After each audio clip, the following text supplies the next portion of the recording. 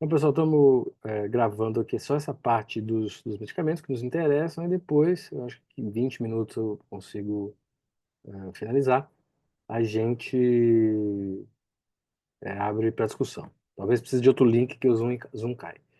Então, pessoal, veja, com a medicação, na psicofarmacoterapia, dos episódios de depressão, né, a gente espera fazer uma reorganização dos neurotransmissores daquele indivíduo que vai adentrar isso e que a partir daquela reorganização a célula passe a funcionar melhor. Ah, Lucas, depressão é falta de serotonina? Não, não existe isso. Não há uma possibilidade de afirmar isso. O que a gente pode pensar é que os remédios que melhoram a serotonina em alguns lugares e que vão se ligar a alguns receptores vão se desdobrar em respostas clínicas. Isso aí a ciência traz como algo de pouco grau de contestabilidade, se é que existe essa palavra, né? Então, assim, de fato, ajustar esses receptores melhora sintomas como apetite, sono, intensidade das emoções, né? E aqui é um slide para mostrar desde o indivíduo que tem um quadro depressivo até o indivíduo que melhora, então muitas vezes demora para fazer efeito. O que eu posso dizer para vocês, em resumo, é que existe uma lógica disso bem robusta. Porque não é intuitivo você usar um remédio que vai fazer efeito em 30 dias. Não é intuitivo, né? Eu vou começar a usar um remédio hoje, vai fazer efeito em 30 dias. Não é intuitivo. A gente usa medicamentos de pirona, que age na hora, né? Mas em depressão, esse é um limitante até a presente data. Hoje temos opções de ação rápida. Então, eu vou falar primeiro da classe antidepressivo mais utilizada. Não vou falar dos mais velhos, não vou seguir a ordem histórica, não. Vou falar da mais utilizada. Que são os chamados inibidores da bomba de recaptura de serotonina. Não precisa decorar isso, não. Mas saber que tem esse nome, que é o nome da classe, que é uma droga um grupo de drogas que predominantemente aumentam a serotonina entre as células. E isso se desdobra por mil motivos em melhora clínica, né? Melhora de alguns scores de depressão, né? Quais são essas moléculas? E aí eu acho que vocês têm que conhecer o nome, por exemplo, identificar. Isso eu acho que é muito importante nos dias de hoje, né? Imagina você vai fazer terapia, o paciente chega para você, seu paciente fazer terapia e fala, doutor, eu uso fluvoxamina. Aí você não sabe para que é, né? Não precisa saber nuances, né? Detalhes, filigranas, né? Mas identificar a droga. E a primeira representante dessa classe é a fluvoxamina, por coincidência, que é o inibidor seletivo que se usa, né, hoje, é mais antigo, é de 1984, é o Luvox, Revoque ou Centre, agora recém-lançado. Uma droga bem interessante, pode melhorar o sono. Todos eles vão ter características diferentes entre si. Eles são do mesmo time, de uma mesma classe, mas são diferentes, né? Então, a fluoxetina, o segundo representante, a maioria das pessoas acha que a fluoxetina é o primeiro, né? Não, é o segundo. Sertralina, da mesma família, e aí guardem as perguntas que daqui a pouco a gente tem um bate-papo sobre isso. Citalopram e o escitalopram. São seis dessa classe, né? Eles têm em comum o efeito de inibir uma bombinha lá que joga a serotonina para dentro da célula fisiologicamente, mantendo ela entre as células, né? Então aumenta a serotonina entre as células, não aumenta o total do ser humano, né? Não dá para dizer. É possível que sim, mas a priori entre as células. Outro grupo, pessoal, aqui, olha só para vocês verem, a bombinha de recaptura de serotonina inibida, e aí você deixa de poupar a serotonina e mantém ela entre as células. No final, você teria ela dentro da célula também, né? Claro que lá na célula biodegradada, eventualmente seus, as suas substâncias ficam ali prontas para fazer nova serotonina, mas mantém entre as células. Só que tem drogas que melhoram também a noradrenalina. Então é importante vocês saberem que depressão não é baixa de serotonina, não é baixa de noradrenalina, é baixa de dopamina. Que os remédios que fazem melhorar entre as células, eles ajudam o indivíduo a se recuperar de um processo de depressão. E quem são eles? Venlafaxina, desvenlafaxina, que a venlafaxina, quando está dentro do nosso corpo, ela vira desvenla. Aí os pesquisadores conseguiram isolar a desvenlafaxina. Quem é melhor? Ambos são bons, cada um para casos específicos. A gente escolhe a depender de cada caso. E outro, pessoal, duloxetina. Provavelmente vocês conhecem, já viram falar, talvez vindo da ortopedia, vindo da reumatologia, que é uma droga usada para dor. Porque melhorar a noradrenalina descendente dos neurônios que vão para baixo, né, que passam pela medula, e tem uma neurotransmissão, que a noradrenalina é importante, diminui dor. Olha que interessante. Então, a duloxetina, ela é aprovada para fibromialgia, osteoartrite de joelho, lombalgia, TDM, atenção depressiva maior, ansiedade, dor neuropática periférica. são aprovações de bula dessa droga, porque foram estudados pelos indivíduos que não tinham necessariamente uma depressão, isso não foi avaliado, né? E ainda tem benefícios prováveis na depressão geriátrica em aspectos cognitivos, em indivíduos que têm incontinência urinária relacionada ao estresse, né? Então, eu trouxe a duloxetina porque é uma droga bem interessante para mostrar essa multiuso das drogas, dos antidepressivos, esse efeito multiuso. E também, para você ter a fibromialgia. Eu trouxe aqui uma lista dos remédios para fibromialgia, que a doença não é nem, teoricamente, não é da psi, teoricamente, né? Ah, e aí vocês vão perceber que são drogas antidepressivas utilizadas para tratar dor na fibromialgia, que é uma doença caracterizada por dor, basicamente. E aí, pessoal, outro grupo. Vou falar de todos os antidepressivos que a gente tem no Brasil, os mais novos. No final, a gente tem 51 moléculas disponíveis no mundo. As mais antigas eu não vou falar, muitas têm muitos colaterais. E aí, guarde se vocês tiverem alguma dúvida. Essas são três drogas que não tem uma. Elas são de classes únicas, são únicas em cada classe. Então, eu botei elas juntas aí, que é a bupropiona, que é um inibidor de dopamina e de noradrenalina. Então, não mexe com serotonina. A mirtazapina, que tem um efeito diferente das outras, mas aumenta a noradrenalina e serotonina, também diminui o enjoo, é uma droga interessante. E a agomelatina, que age na melatonina. É a única droga que age na melatonina, é a agomelatina. Ele age como se fosse a melatonina, mimetizando a melatonina e se liga aos receptores de melatonina. Ela também ela bloqueia dois receptores, ela age como antagonista, melhor dizendo, de dois receptores de serotonina. E isso vai ser bom, acredite. Porque se aumenta a serotonina, ela age num monte de lugar, mas a gente só quer que haja em um. Nos outros que a serotonina aumentada vai agir, faz mal, teoricamente.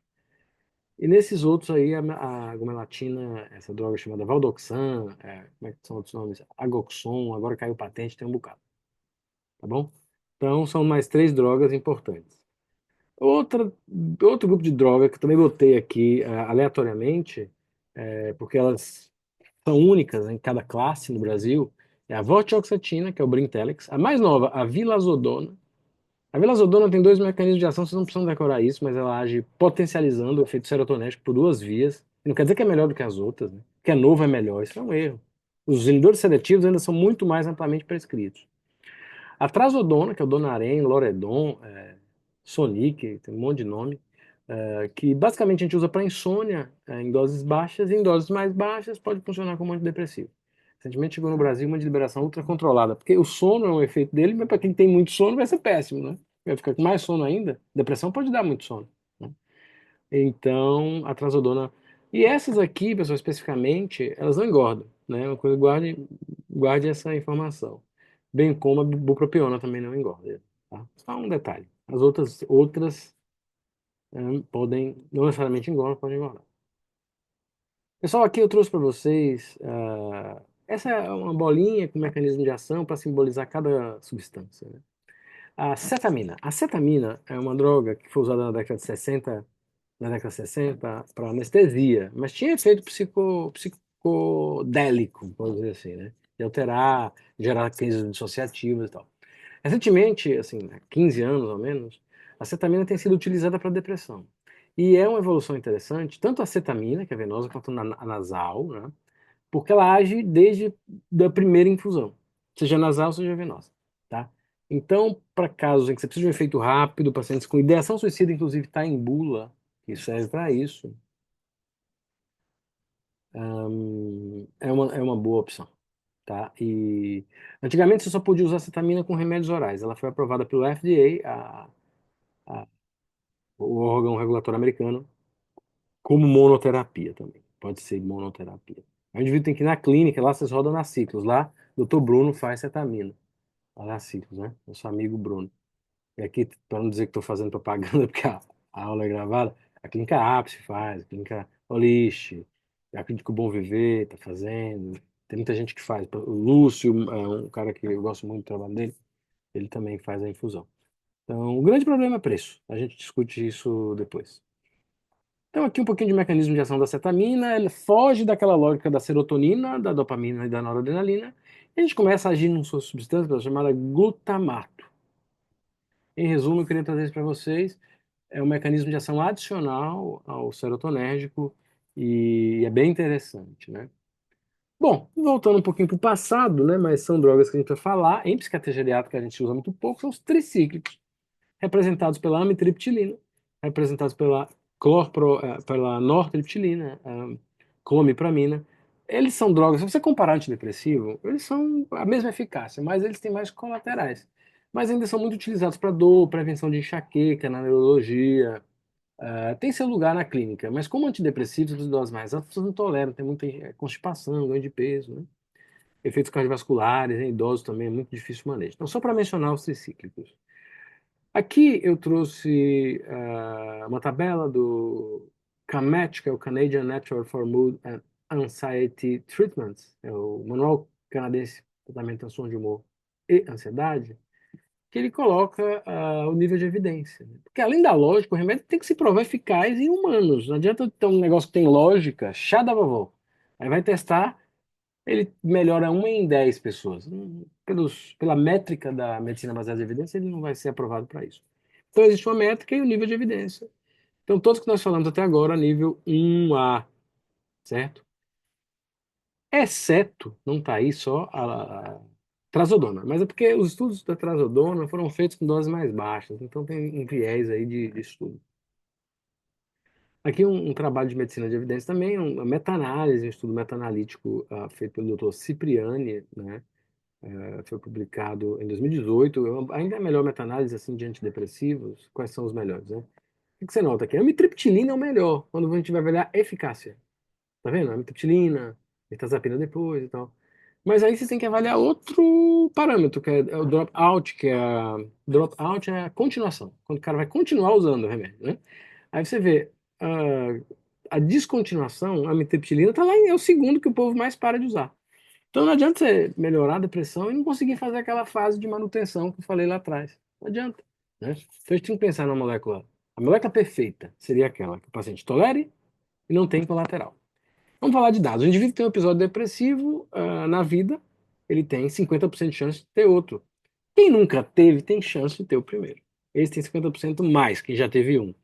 Sim, não aumenta tanto, né? Mas ele aumenta um pouco a chance. Quem já teve dois, já vai ter 70% de chance. Quem já teve três, 90% até. E isso nos segmentos até, segmentos de 10 anos, segmentos de 5 anos, né? O Jude é um dos casos que mais estudam isso, né? Então, isso justifica, pessoal, os tratamentos de manutenção, né? Muitas vezes a farmacoterapia de manutenção, muitas vezes a psicoterapia de manutenção. Psicoterapia de manutenção é uma das coisas que diminui, além de ser bom para o crescimento da pessoa, né? Ela diminui o risco de recorrência. Claro que os estudos mostram alguns subtipos de psicoterapias que são mais fáceis de provar empiricamente, né? Então, existem alguns subtipos que a gente pode falar, não vou deixar isso gravado para não causar polêmica, mas que tem mais evidência. Tá bom? Caminhando por fim,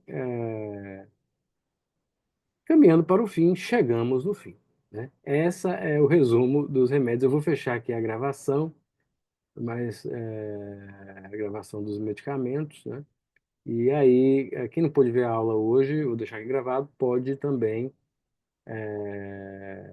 fazer o quê?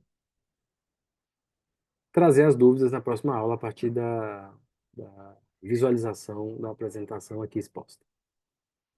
Tá bom? Interrompi aqui a gravação, o compartilhamento e vou interromper a gravação.